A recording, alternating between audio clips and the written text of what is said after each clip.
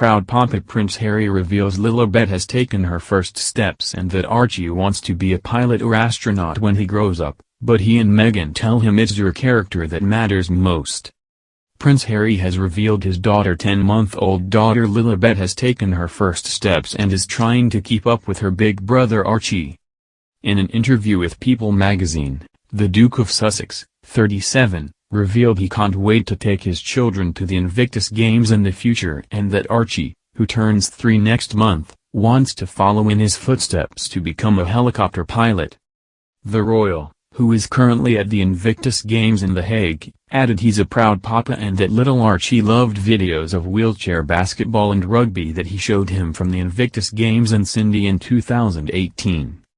I showed him how some were missing legs and explained that some had invisible injuries, too, he said.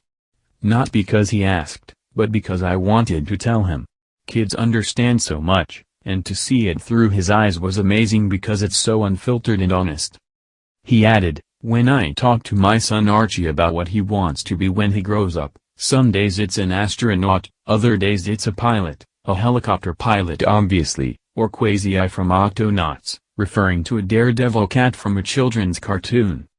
But what I remind him is that no matter what you want to be when you grow up, it's your character that matters most, and nothing would make his mum and me prouder than to see him have the character of what we see before us today, he added.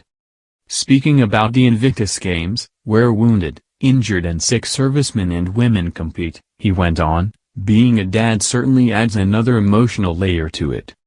When I was in the army, I promised myself I would be out before having a wife and kids, because I couldn't imagine the heartache of being apart for so long during deployment, the risk of possibly getting injured, and the reality that my family's lives could be changed forever if that happened. Every member of the Invictus community has experienced varying degrees of these things. I have tremendous respect for what they and their families sacrifice in the name of service.